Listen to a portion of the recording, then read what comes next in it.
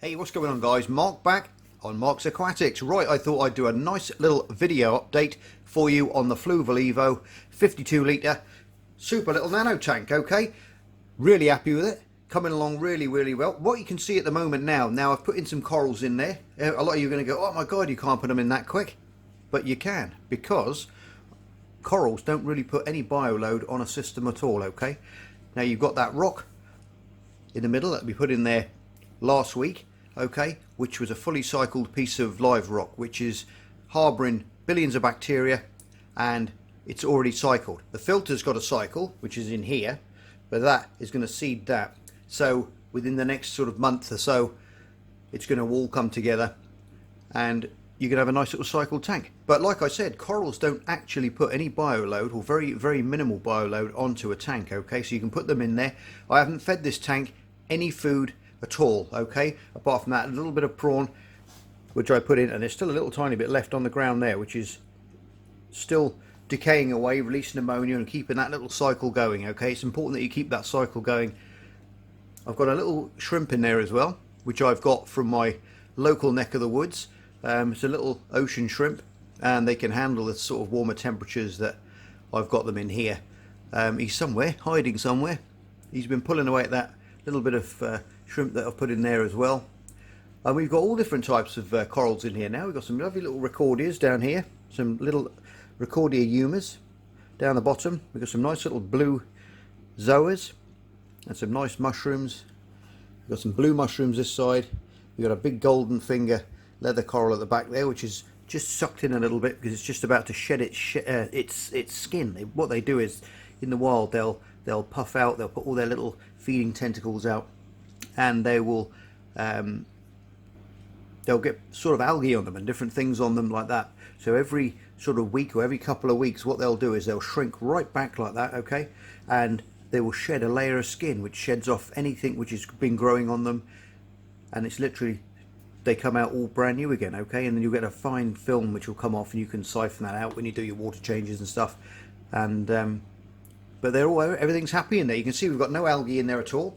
That one little turbo snail which I've got, which is up here, is doing a fantastic job of keeping those rocks very clean, and he's quite busy just going around. Now I have got a scraper up in that corner there, you can see, which I've been scraping off of the glass to keep that clean. I haven't cleaned this filter wall as such, because you don't want to clean everything off, because if the snail runs out of food on the rocks, he can go onto there and he can get some food, okay? Because that's a big problem when people start off these little small nano tanks, is that they put in too much cleanup crew, okay? I can tell you that all the cleanup crew I've got in here now is, I've got one hermit crab in here, one very small blue-legged hermit crab, and one turban snail, okay? One little turban area, little turbo. And that is all that is keeping this little tank nice and clean. Because what people tend to do, they'll get in touch with various companies and they'll say, oh, I need some cleanup crew. And I'll say, okay, you need at least 10, you need 10, 15 snails, you need about 10 also hermit crabs, and all this stuff, which is absolute rubbish, because all you're going to do is starve them, because you're not going to be able to feed them enough. The tank's not going to produce enough food for them to eat, and they're all going to die, which is then your hermit crabs will start to attack the shells, because they're hungry, they'll eat the shells, they won't be able to get it all out, and then you end up with this huge big bacterial bloom, everything goes crazy, you get algae everywhere, and it's just all out war. So you don't want that happening in a tank. You don't need half the things that these people say that you need in a tank. As you can see, this is super healthy. This is the second week. We've got a light diatom phase, which is this light brown you can see on the gravel and up on the side there, which is all part of cycling the tank. It'll go like a light brown diatom and light greens, various colours. But as you can see, everything's really healthy in there. We've got no spikes at all. You've got to test regularly now, okay, for, you know, all your ammonias and your nitrate, nitrites, all that kind of stuff, which you should be doing anyway. I haven't actually got any test kits at the moment. The ones I did have were out of date. So I've got the knowledge in the past behind me to look after these things. So regular water changes, if you're unsure, is the way to go. Just do it 10% once a week for this time, for the first couple of weeks. And you'll see it all just settling down. It's not rocket science keeping these things. It's just patience and time. And like I said, with the corals, you can have a lovely little setup like this already in the second week, and you're not going to have any problems at all. Don't be adding fish in there as yet. You need that, it's just got to stabilize up as time goes on, and then you can add a couple of little clownfish in there or something else. But it's important that you keep feeding the tank as well, very, very small bits of food. So if you've got some flake or a little bit of shrimp again, you can just drop a little piece in, and that'll just keep everything ticking over nicely, okay? But it's not going to be too much where you're going to overload the system with nutrients and get algae outbreaks, which is what we don't want, because then it's a nightmare to get rid of those. And then you have to start doing something like putting other snails in or putting this out. You end up with like I said before, you end up with just a war against algae, and you don't want that. So as you can see, the coralline algae's growing on there, some nice pinks and reds. That's the sort of stuff you want to get encouraged to grow. And like with your weekly water changes now as well, you're going to be taking out that older water. Soft corals don't really utilize a lot of the trace elements in the water like hard corals do, where they're taking your magnesium and the calcium and all that stuff out of the water to grow their skeletons. So these guys are quite happy just feeding under that light with that symbiotic algae they've got on them and within them, and the old zooxanthellae as it's called, and they'll stay quite happy feeding off the light, so you can keep that food right down to a minimum.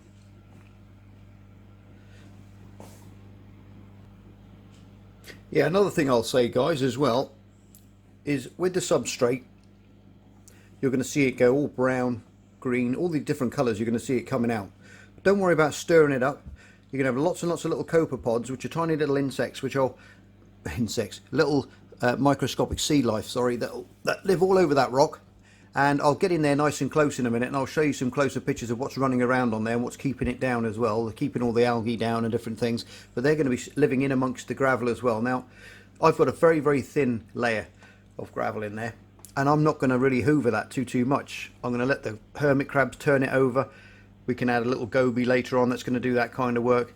Just be patient and don't stir it all up and expect to get a little Great Barrier Reef instantly, okay? It's going to take a little bit of time, obviously, and the longer and the more patience that you've got, the better results that you're going to get, okay? Try and keep your hands out of the tank as much as you possibly can.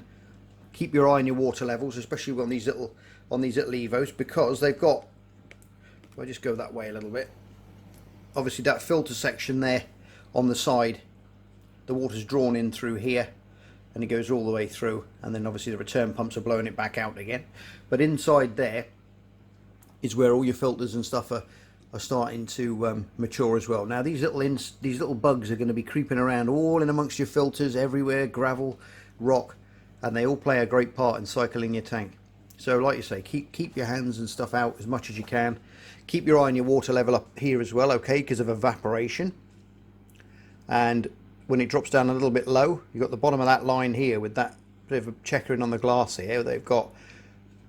It's a good thing to keep your eye open on that, and when your water level drops down, it's got to be sucked in through that grid at the top there, see? So, and don't forget, when it drops down, don't be putting seawater back in there. You've got to be putting fresh RO water back in there, okay? Because the water has evaporated and that has left the salt behind us. So your salinity is going to get stronger, so you've got to dilute that back with RO water back to the desired level that you want, okay?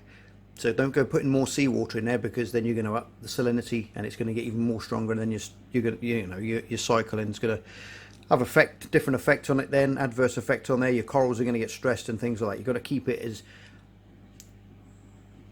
stable as possible. That's the easiest thing to say, is stability. And if you can keep a nano tank, you can keep anything. Believe me, it's harder to keep a nano tank than it is an 8-foot by 2x2 reef, because of the amount of water. We've only got 52 litres of water in here, okay, to play with. And obviously in a big system, you've got hundreds of litres of water, and the stability in that water is going to be a lot easier to keep than it is in here, okay? But with these little tanks, they're fantastic in the effect that they've got nice little closed in lids. It's minimal evaporation. So I've only topped it up once so far, and that was only literally a centimetre of water I put back in. Because if you look up at the top, that little skimmer there, let me just take you up out of the way there, that little skimmer there is working away. I've got it set quite wet at the moment. You can adjust it around the back, up and down to what bubbles you want, and obviously by this here you can screw that down which will limit your bubbles. As you can see, they're getting lower and lower in there. Or you can have it right open, which will create lots and lots of little bubbles, okay? But that's adjustable, and it's taking out a little bit of skimmate there. You can see it's a little bit off colour, the water. It's taking some proteins out, and it's doing its job. Right, what I'm going to do now is I'm going to take you out of the tripod, and we're going to get in closer, and I'll show you what's creeping around on these little rocks. Right, as you can see there with these little mushrooms, lovely and healthy. Really do pop at night, these guys. Beautiful fluorescent green under those actinic lights. And you can see a nice little tube worm there, and you can see him, he's getting lots and bits of stone, little bits of those rock, and he's taking it up like a little crane, look. And he'll bring bits up, he'll clean them off, and he'll drop them back down. Some are too heavy, but they're always looking for stuff to clean. There's little tentacles going out, and you'll get them all on the live rock. When you buy a piece of live rock or with some corals on, you'll get all these little guys already inhabiting that rock. And the coralline algae as well, which you can see on there. Everything is, it's like a little self-sustained little rock there. So when you put that in, that is an extra bit of filtration for your tank, okay?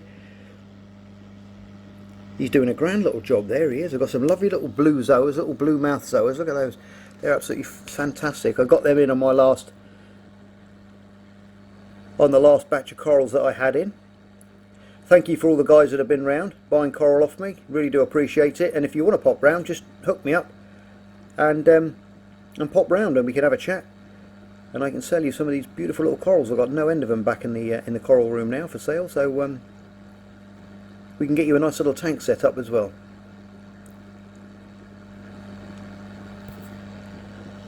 Alright, if we go up this way now, you can see there's a multitude of little tube worms. We've got a little fan worm there, and if you look right in the centre of the screen, you're going to see a couple of little legs sticking out there. Now those are little brittle stars, and they'll go inside the rock, and they'll put their little legs out, and they'll catch little particles of food as it's drifting past, just as that little fan worm's doing there right in the middle now by that tube worm. And all these things come in on the rocks, some good and some bad, like Mr. Majano there, or the old Aptasia, which can be a little bit naughty, and they do breed quite quick, so you've got to keep your eye up on those. You can get some Aptasia X or some of that Joe's juice, and you can just turn all your pumps off, put in a little syringe, just drop a little piece in, they'll take it in, and it kills them off there and ingest it, and it will get rid of those little guys, because they do breed quite quick, so you do have to be careful. Here's that big leather coral up there, just coming back out. You can see a little bit of the skin there. It's just starting to shed now before those polyps extend and come out again.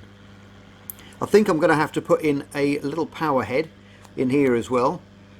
The pump is okay, but I find it's going to need a little bit more circulation, and I think Fluve will do a little power head for these as well. So I'll have to get one of those in here at some point.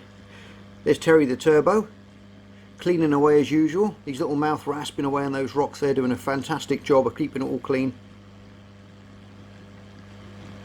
Look at that, and if you look at that white line around his shell, that's all the new growth that he's had. When I put him in there, you can see the darker green sort of pyramid would be, and you've got that white band around the bottom. Now that's all the new shell that he's grown since he's been with me, so he's being well fed. What else have we got down here? Got some beautiful Recordias humans down the bottom here. Look at that, absolutely stunning, they really are, and they pop under the actinic lights like you would not believe. There's about 5 or 6 in here, and I've got some blue mushrooms as well, which don't tend to pop as much. There you go, that's a little baby one. Now this is a perfect example for you. There's the mum there, there's the mum colony, okay, well, I won't say colony, one head of the mushroom itself, and if you look up there, there's a little green blob, and to the right of it you can just see the tentacles starting to form on that one. Now what they'll do, they'll stretch their foot out, grow out quite far, and they'll stick it down, and then they'll retract, and that piece will snap off, like a little bit of jelly will snap off, just like that little baby one there, and then it will go from that to that, like that to the one in the back, and they'll slowly grow, and this is how these things spread. You can see some nice little copepods there, look, having a little munch away on that little bit of sponge there that's growing.